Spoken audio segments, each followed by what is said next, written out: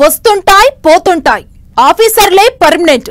ప్రతి పనికో లెక్క, తీసుకునే ప్రతి నిర్ణయం వెనుక ప్రజాకోణం ఉంటేనే గుర్తింపు ఉంటుంది. కాదు కూడదని ఇష్టం వచ్చినట్లు బిహేవ్ చేస్తే ఎప్పుడో ఓ రోజు పాపం పండుతుంది. ఉచ్చు బిగిస్తే అంతే సంగతులు. ఎంటైర్ కెరీర్ లో సంపాదించుకున్న పేరు చిన్న ఇష్యూతో ఢమాలంటుంది.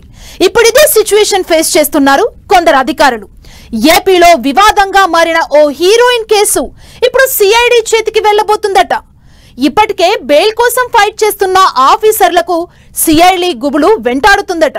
ఆ నటి కేసులో కొత్త కొత్త ట్విస్ట్లుంటాయా? ఇంకొందరు ఐపీఎస్ ఆఫీసర్ మెడకు చుట్టుకోబోతుందా? ఈ ఎపిసోడ్ లో మాజీ డీజీపీ పేరు ఎందుకు తెర మీదకొస్తోంది?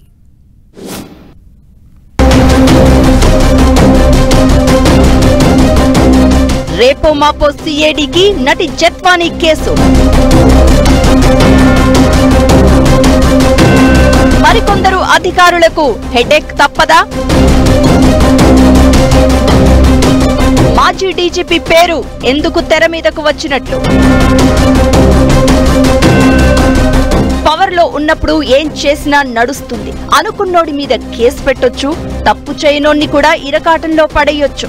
పర్మిషన్లు, చట్టాలు ఇవేవి అడ్డురావు. అందుకే అధికారమిచ్చే కిక్కే వేరు.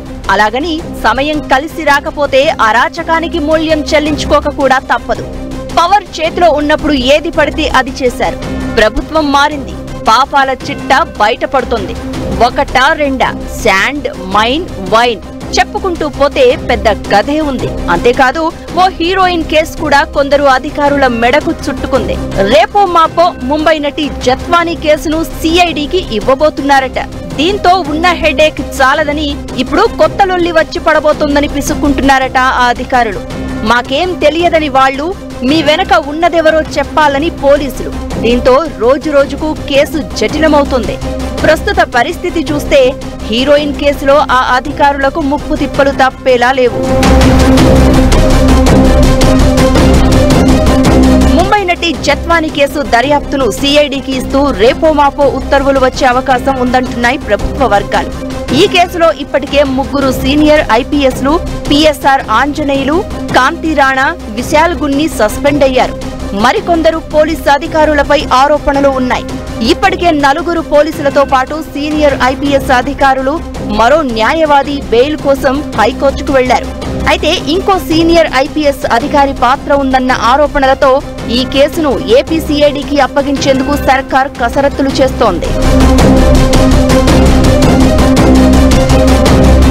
3 అధికారుల సస్పెన్షన్, వారి మీద నమోదైన కేసులు ఒక ఎత్తు అయితే, ఇప్పుడు ఈ ఎపిసోడ్లోకి మరో కొత్త క్యారెక్టర్ ఎంటర్ అయిందని అంటున్నారు. సీనియర్ ఐపీఎస్ల మీద దర్యాప్తు జరుగుతున్న క్రమంలో మాజీ డీజీపీ రాజేంద్రనాథ్ రెడ్డి పేరు కూడా తెరపైకి రావడం సంచలనమవుతోంది. జత్వానీ కేసులో నేరుగా నాటి డీజీపీ పేరు లేకున్నా పరోక్షంగా ఆయన వ్యవహార శైలిపైనే అధికార వర్గాల్లో చర్చ జరుగుతోందట. డీజీపీగా, స్టేట్ పోలీస్ బాస్ గా ఈ కేసు విషయంలో ఏం జరుగుతుందో తెలిసి కూడా రాజేంద్రనాథ్ రెడ్డి ఆపలేదనే ఆరోపణలు వినిపిస్తున్నాయి. సిఐడి ఎంక్వైరీ స్టార్ట్ అయితే మాజీ డీజీపీ రాజేంద్రనాథ్ రెడ్డికి నోటీసులు ఇస్తారని పోలీస్ డిపార్ట్మెంట్ లో ఇన్సైడ్ టాక్ వినిపిస్తోంది.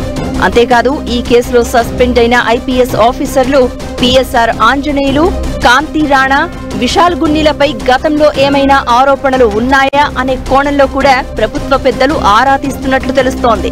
అందరికంటే ఎక్కువగా పిఎస్ఆర్ ఆంజనేయులు మెడకు ఏపీపీఎస్సీలో జరిగిన వ్యవహారాలు చుట్టుకోబోతున్నట్టు టాక్.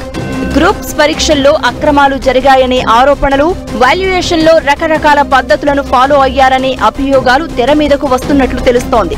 దీనికి సంబంధించి మరింత సమాచారం సేకరించడంతో పాటు అవసరమైన సాక్ష్యాలను కూడా సిద్ధం చేస్తున్నట్లు చెప్పుకుంటున్నాయి రాష్ట్ర పోలీస్ వర్గాలు.